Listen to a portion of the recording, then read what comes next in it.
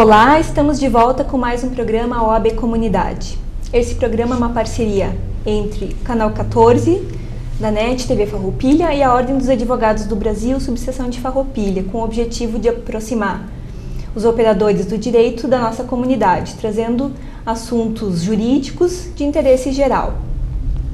Você também pode participar mandando sugestões de assuntos a serem tratados através do e-mail oabcomunidade@tvfarroupilha.com.br ou ainda através do telefone 3268-1811. Hoje vamos tratar de um assunto bastante atual e bastante relevante, que é a responsabilidade civil ambiental. Para isso, para tratar desse assunto, nós temos hoje a honra de ter esses dois convidados, a doutora Graziela Koller e o doutor Matias Gever, ambos advogados, professores da Faculdade da Serra Gaúcha, mestres em Direito Ambiental e com obras publicadas na área. Desde já eu agradeço a presença de ambos, da doutora Graziela, do doutor Matias, que prontamente aceitaram o convite da nossa subseção e se dispuseram a vir aqui hoje a tratar desse assunto. E já começo perguntando para a doutora Graziela, o que é a responsabilidade civil ambiental? Primeiramente eu gostaria de saudar, Daniela, o Matias, e agradecer à OAB, subseção de Farroupilha, por esse convite, um assunto de tamanha relevância que tem, que é o direito ambiental.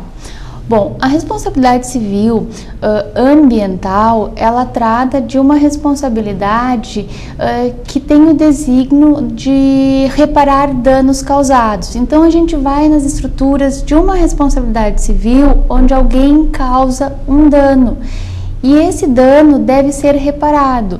E essa estrutura, ela foi trazida para o âmbito da responsabilidade ambiental, do direito ambiental, especificamente através da Política Nacional do Meio Ambiente. Então, o que acontece? Quando alguém comete um dano ao meio ambiente, que a lei diz uma contrariedade, uma diversidade ao meio ambiente equilibrado, ela pode sofrer essa responsabilização de ter que reparar aquele dano ou de indenizar. Então, isso que é a função da responsabilidade civil ambiental. Certo. Doutor Matias, ainda explicando a responsabilidade civil ambiental, se fala muito que existem várias esferas de responsabilidade. Como que funcionam essas esferas? Quais as esferas de responsabilidade quando ocorre uma infração ambiental?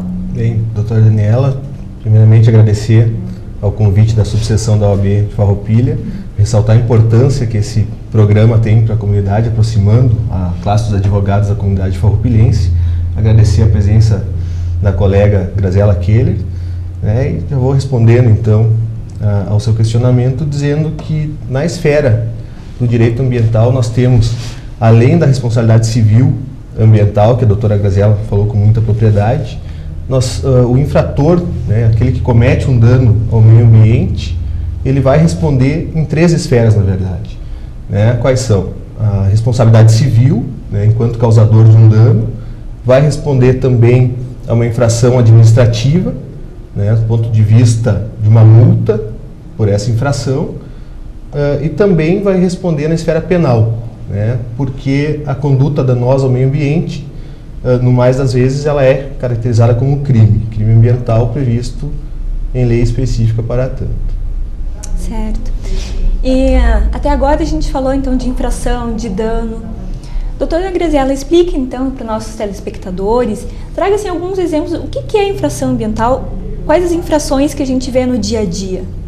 Bom, as infrações ambientais são aquelas, quando a gente fala em infração ambiental, que está tipificada na lei, Então, todo dia nós temos ocorrências, de danos ambientais e de infrações.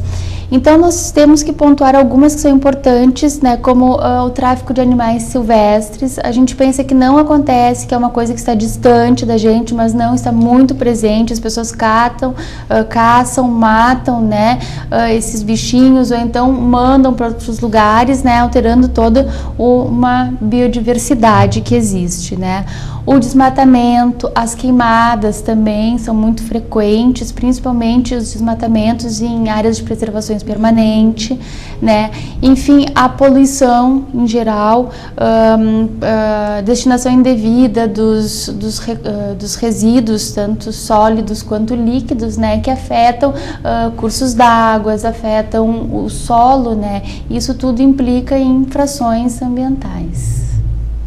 A própria falta de licenciamento ambiental para as atividades também, né? Que são casos que a gente vê no dia a dia, as empresas sem o devido licenciamento com alguma atividade considerada danosa ou poluente, enfim. Até porque tem muitas empresas que já começam a operar sem ter os licenciamentos anteriores, que nós temos 3 fases de licenciamento, né? Então é importante seguir todas essas fases, né? Inclusive para verificar formas de prevenção e mitigação dos danos ambientais. As infrações são as mais diversas, né? Existem as mais variadas formas e a cada vez a gente vê que ocorrem mais infrações, né? Não só por desconhecimento, mas realmente muitas vezes pelo aquele pensamento que muitos ainda pensam, não dá nada, vale a pena muitas vezes praticar, as pessoas, né, certas infrações. As pessoas acabam não pensando na consequência jurídica que um dano ambiental traz. Por quê? Porque essa consequência, para o direito ambiental, ela é tida de que forma? Envolve um ilícito ambiental, envolve toda a coletividade. Então, todas as pessoas são consideradas vítimas de um evento danoso ao meio ambiente. E é essa percepção que falta em muitas pessoas, em muitas empresas, que acabam cometendo todo tipo de infrações. A maioria das pessoas pensa só no lucro imediato e não nas consequências para o coletivo, né? Esse é o grande problema. Inclusive, a nossa própria Constituição Federal, né, ela disse que o meio ambiente equilibrado é um direito, né, das presentes e futuras gerações. Então, sempre tem que se pensar, né, no próximo também, o que eu vou, porque essa é a maior herança que pode deixar para a humanidade, né, é o meio ambiente equilibrado, que os outros também tenham as condições que a gente teve. Isso é muito importante. As pessoas, ao exercer essa atividade danosa, não se dão conta da consequência, que há uma consequência futura, justamente contrariando o que dispõe a própria Constituição com relação à proteção do meio ambiente. Exatamente.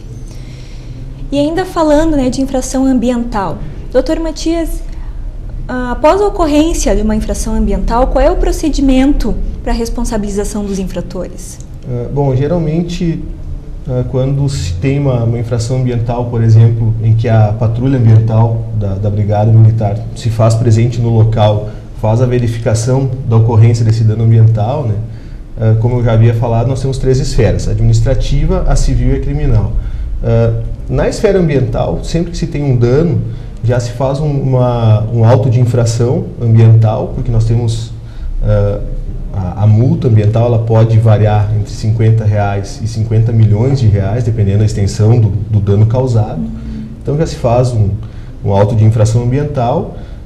Esse auto de infração ele é totalmente recorrível, a pessoa que se sentir, o infrator pode exercer o seu direito a recurso, né?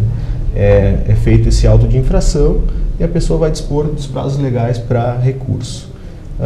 Ao mesmo tempo, também se faz um termo circunstanciado para verificação do crime ambiental, né? Esse vai ter uma audiência preliminar, né? Uma audiência conciliatória, que a gente chama, pela lei dos juizados especiais, porque os crimes ambientais, muitos deles ingressam como crime de menor potencial ofensivo, né? Com penas que variam 6 meses até 2 anos de detenção. E aí é lavrado esse termo circunstanciado, é realizada essa audiência preliminar. E depois também verificando, o Ministério Público, ao verificar se há elementos para caracterizar esse dano ambiental, ele pode sim também abrir um inquérito civil, né? O inquérito civil tem, na sua essência, uma forma de fazer com que se recomponham, uma recomposição desses danos ao meio ambiente, né? Através do inquérito civil, em que se pode até as penalidades civis, desde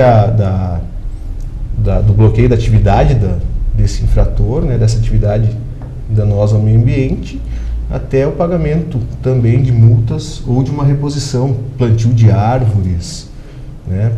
Tudo para quê? Para se recompor aquele meio ambiente que sofreu um dano.